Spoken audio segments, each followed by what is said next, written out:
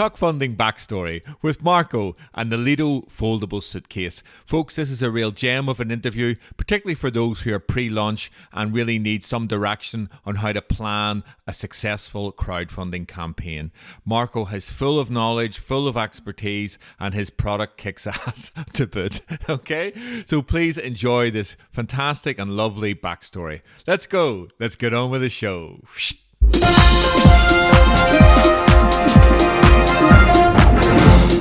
Hello, Talk Funders, and here we are again with Marco from Lito.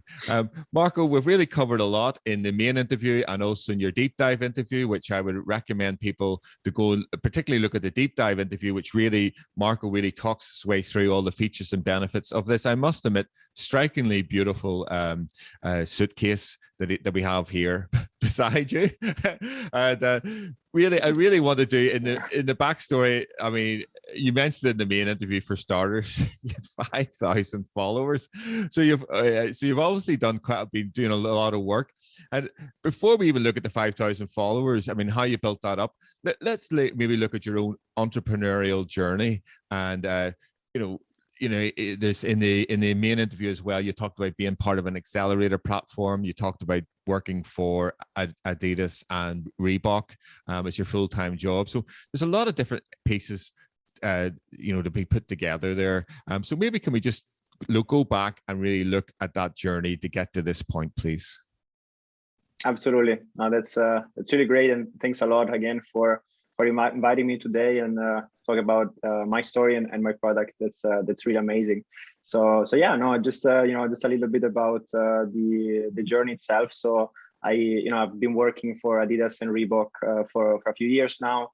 I started in Germany. I went through actually a lot of different rotations in different teams. So all in a digital team. So sometimes was more about building some kind of a platform for personalizing the user experience. Sometimes was more about campaigns. So we worked also on some, very cool campaigns, like with Beyonce, for example, on Adidas. And then from Germany, I moved to Boston in the United States to work in the Reebok headquarters in South Boston.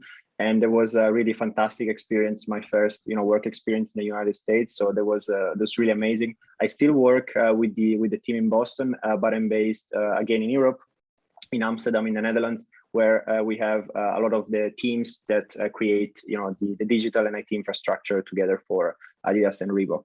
So really fantastic journey. I'm really happy, about my journey with Adidas Group.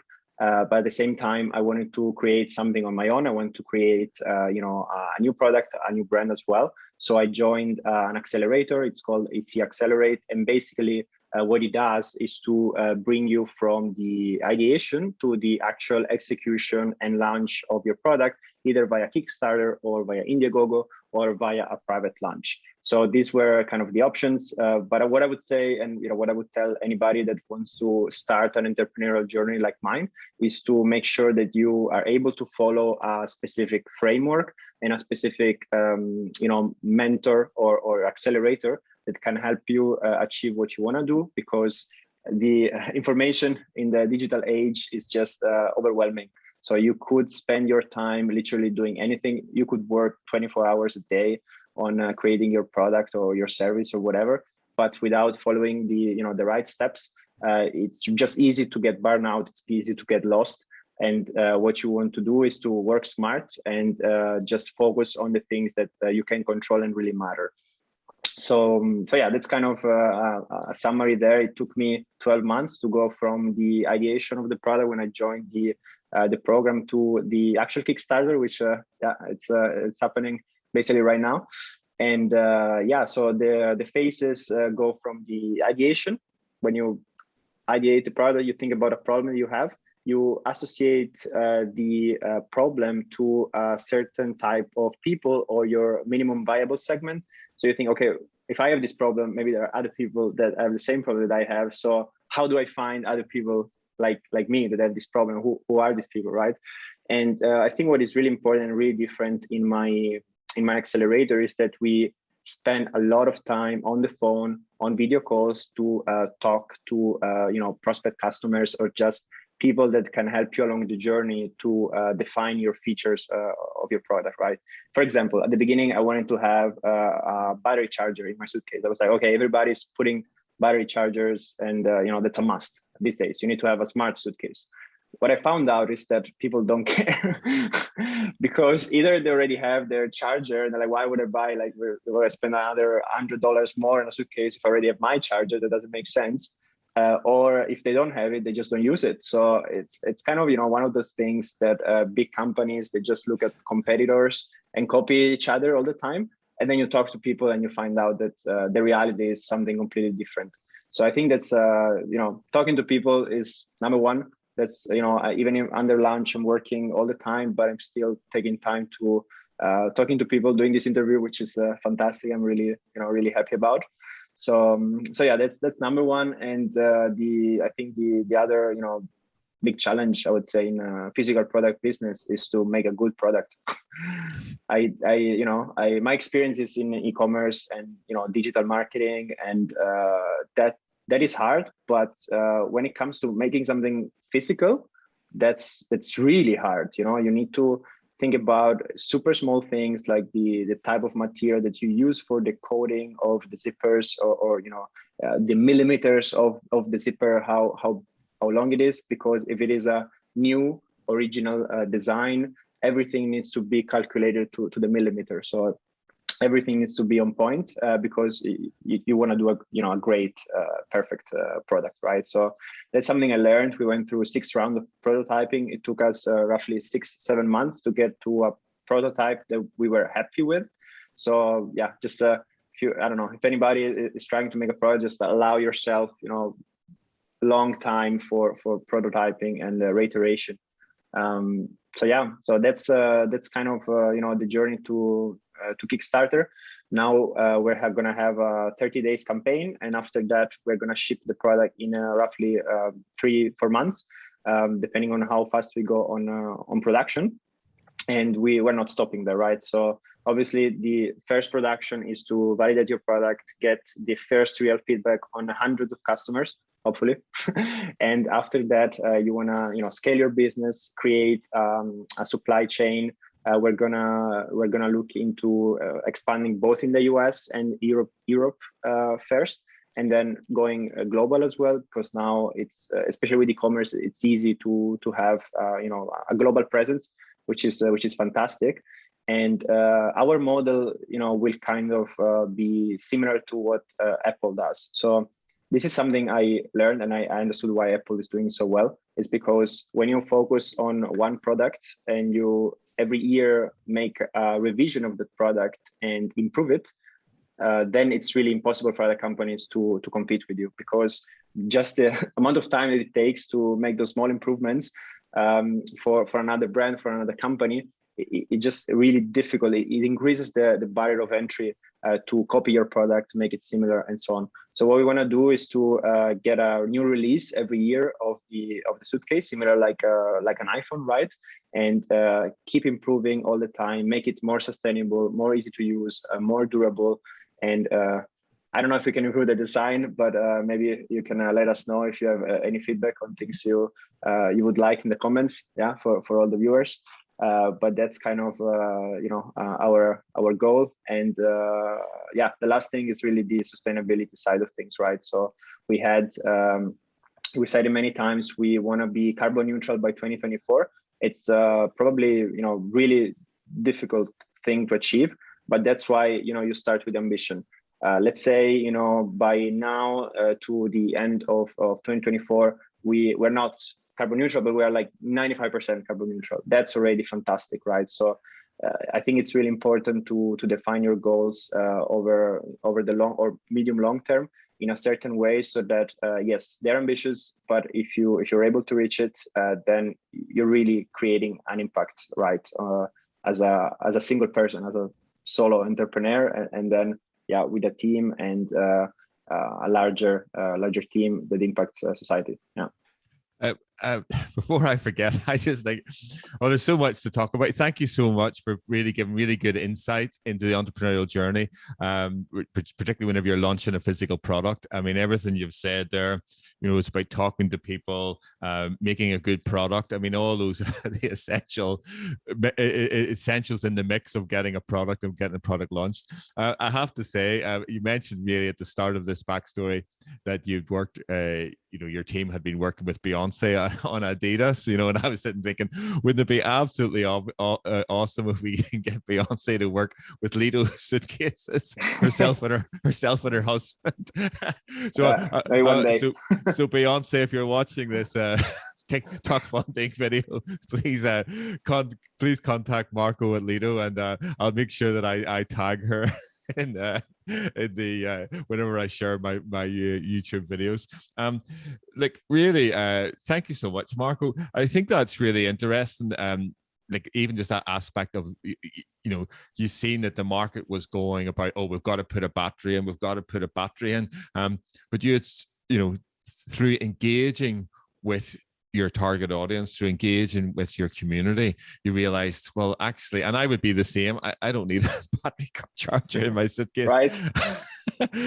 Can we, I mean, that is so good, because you're listening, you've you know, can we really talk about the fact that, you know, you've got 5,000 followers, you know, who are, you know, waiting for your launch. Like, you know, can we talk about that? I mean, how did you build that? That would be really interesting for people to know. How did you really build that sort of audience that you're directly communicating with? It's so important. How did you do that, Marco? Awesome. So my belief is that you have two big things you need to focus on digital marketing these days. One is the performance marketing, what we call, you know, basically all the marketing that creates an action in people. So if it's you know, a sign up, or if it's a purchase and you know, conversion. That's how we call it. And then you need to focus on the branding, right? So to create brand heat. So those activations that are not really necessarily related to a profit or to, you know, to a immediate return on investment, but they're super important to make sure that you're perceived in the way you want from your, you know, potential customers. So I think it's really important to focus on both. And what entrepreneurs fail is to focus too much on one or the other normally, right? So either you try to push people to buy all the time, you know, your product, and maybe it's not validated, or it's just new and it's too early, right? And that doesn't work. Or you just try to make a very, you know, inspirational product or service, and that doesn't result into revenue, and then you have to close down because you need revenue to grow and to make an impact in society, right? So that's basically how it is. So now what we did is to make sure that, yes, we focused on you know, all the digital marketing, so advertising and everything. But what we wanted to do is to kind of get people outside of advertising while doing advertising. So on Facebook, you have obviously a lot of people, a lot of data. And what we wanted to do is to build our own audience. If you build your own audience, you make the rules of the game. You say like what type of content your audience is going to see, and you know, what kind of communication you're going to give to your audience. So what we did is to basically do advertising so that we could get people to sign up to our product launch and believe in our mission, right? So to incentivizing, obviously, with a discount on Kickstarter for launch to make sure that there's something in them as well, right? So for signing up for your brand and for your launch. So we did that, and we collected 5,000 subscribers before the launch of Kickstarter, and now we are about 9,000 followers on Instagram. So that's also pretty good, because the Instagram and, you know, and Facebook are really those platforms where you can show to a larger audience what you're doing from a content perspective, and also from more of a visual, right, way of your work and your beliefs. So very excited to see how that translates into potential backers, into Kickstarter. But for me, this journey was just very exciting because I give you an example, right? So now we have 5,000 people in our community, and I click a button and I can ask a question to 5,000 people. So we wanted to decide on, for example, the shape of the front pocket, right? So if we wanted to have zippers like we do now, or if we wanted to have like some sort of click to open, right, system that some suitcases have. So I'm talking to the factory and I need to make a decision the next day. So I asked 5,000 people, they give me an immediate response, and then I'm saying, okay, that's what people want, so I can make the decision without overthinking it. So that is really powerful when your community can help you make the right decision, because in the end, they are the one interested in your product. Oh my God, I absolutely love it. This is a golden material for people who are about to start a crowdfunding campaign. All I can say, I know you're super busy working, and you're also now running a Lito the company. But if you have time, could you possibly do a course on how to develop a crowd for a crowdfunding campaign? Because it is absolutely remarkable what you're saying. It really is so important. Like I see it time and time again. Even that what you were saying about the two different types of entrepreneurs, one's just sell. The other one is focused on their product, and then they go to lunch and they haven't thought at all about about how to have people behind you to grow it, so that particularly at launch, you'll be straight out of the gates and run a successful Kickstarter campaign. So thank you very much, Marco, for sharing that really insight. That is really great. I'll also add in the accelerator. Was that an Amsterdam-based accelerator that you were part of? So the accelerator is a global accelerator. These days it's really it doesn't really matter. So we are a community of roughly 800 entrepreneurs around the globe, and whenever somebody has a problem, so you have your framework first, your steps. Whenever you get an issue, let's say, you can build on this community and say, okay, I want to have a 3D designer that I can work with, right? And then in 3 hours, you get 3-4 options from the people that went through the process and maybe worked in a similar industry. So I think like location is becoming less and less relevant these days. I'm Italian, I live in Amsterdam, and most of my customers will be based in the US. So this is kind of how the global economy looks like. Well, okay, yeah. So I'll definitely press to get an interview with your accelerator company, because it's fantastic what you've been saying. Let's just look at once. I know we're sort of going off topic here, but looking at regarding your product and the deep dive as well. I mean, the market. Really, for me, you mentioned, I think it was in the main interview, where about one of your target is the whole idea in society where we're beginning to downsize. Can you just sort of talk about that whole downsizing movement and how your product fits into it? Yes, absolutely. So first of all, one striking piece of information is that 95% of the time your suitcase is stored. So you're actually spending a lot of money for a fancy suitcase that you use just 5% of the time that is actually used. So we wanted to focus on that other 95%, right? So when it's stored, and to make sure that it doesn't become a problem for you. And also what we have seen, I also, got on YouTube. There are like a lot of these super cool videos where you see like all these people in the US, but now also in Europe and also Australia I've seen, where they build their own tiny house, right? So it's more like converting like a camper van or into a house, or just building it, from scratches. Sometimes it's still, sometimes it moves and so on. So that was really, for me, it was incredible, right? So we are, I think, our generation, and compared to, my grandfather or even my parents, let's say, we are trying to focus more on experiences. We're trying to have less products, or, less things in general, right? We don't like to accumulate as much, also because we're more conscious of the environment. So in general, all the, that's why kind of the economy is more based on service than products these days. But if you do focus on a product, then it needs to have a meaning in today's economy and today's trends, right? So you want to make something that is sustainable and that improves or goes to the trend that less is more. So when it comes to suitcases, compared to other products, this is a big piece of plastic. It's a huge piece of plastic, right? So if you compare it to I don't know, plastic bottle, right? So what we did is to use roughly, in terms of weight, 50 plastic bottles of 2 liters to create a suitcase. So whenever we create a liter, we basically recycle 50 plastic bottles.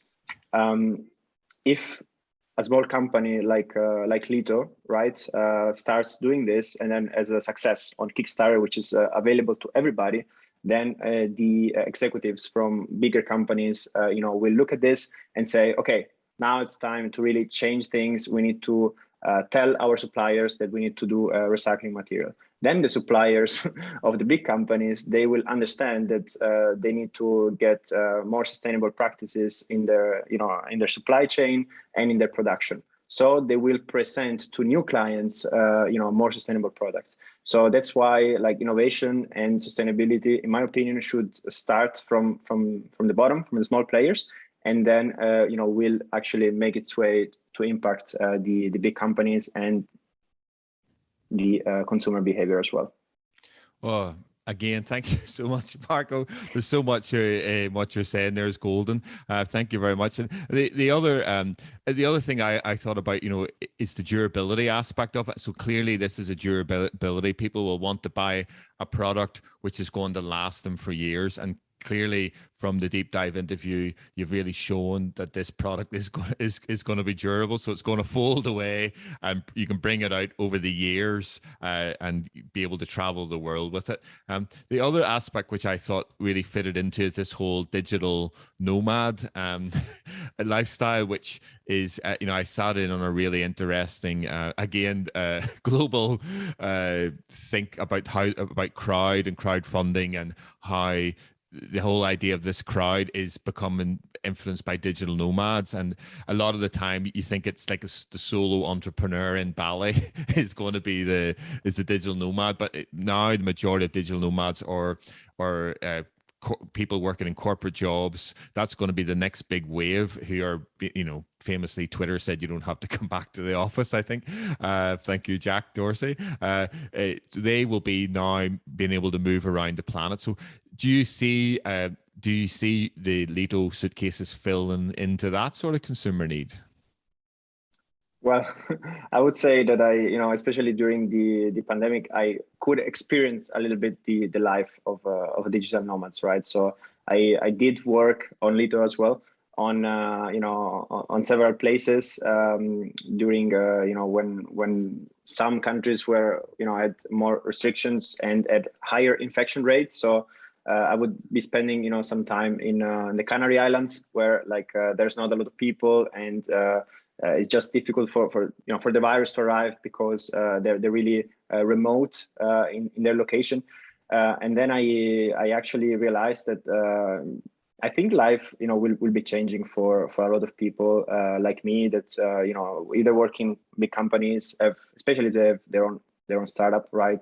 Because most of what you can do it digitally. For physical product, obviously you need still the product. My luck is that my product you can travel with, so I can always carry the product with me, and that I will never be shipping the products myself, right? There will be a logistic company located in the US, in Europe, that will do the shipping. So technically, e-commerce is an industry where you can become a digital nomad, even if you're not necessarily a freelancer, right? As you said, people that were saying, okay, I just work independently and that's it. But it's extending to more people, right? To corporate people. And when it comes to a digital nomad, yes, the product is applicable, because obviously you are a digital nomad, so you go hotel rooms or maybe smaller studios with Airbnb and all that. So once you set your workstation up and everything, you can take the suitcase, store it, and yeah, just enjoy the place where you are. So definitely customer segment that we will explore and that will grow a lot in the future. Oh, fantastic, Marco. Like I remember I watched a really great interview with the founder of ghost.org. It's a foundation rather than a company his whole ethos is to grow a digital publishing platform for publishers, and he is a out now digital nomad. Himself and his wife have been traveling all over the world, South America, Asia, etc.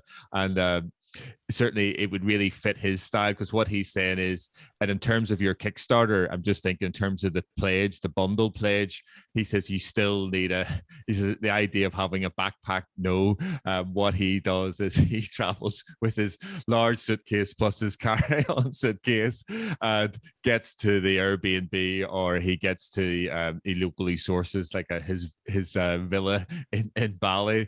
Was what the interview I seen him on, he was actually in Thailand. So he actually uses, like, I'd say a guy like that would just love your suitcase, because as you say, he only needs it to fly to his new home, wherever that is. And then once it's there, then he just takes everything out of it, folds it up, and then puts it away in the corner of the place that he's staying in. So it's a really fantastic product. And that actually is one of your key pledges, which is at the start.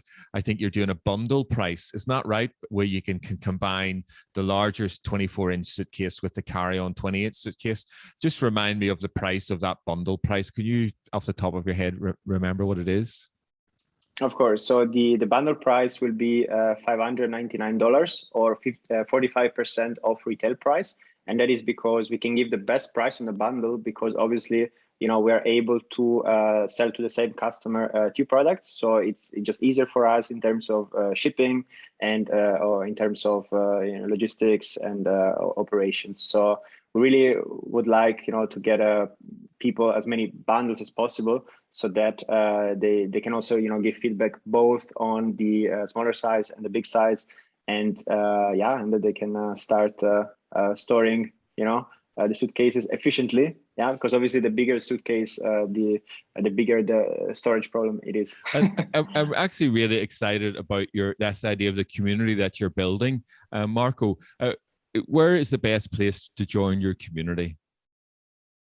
Yeah, so what we try to do is to make sure that people can join the community wherever they are. So we try to have different sources. So obviously we have Facebook. We have a private group that is called Lito Insiders, where I literally post not only the marketing activities, but also the things that are going bad, the things that we are doing to solve supply chain, manufacturing, all of that, so that people really see the development of things, and it's just not beautiful marketing and fancy content, right? And we're also pretty big on Instagram, and we started also TikTok, which is something new to me, but I think it's pretty cool platform to experiment with, and to also get opinion from a different generation that has a lot of opinions.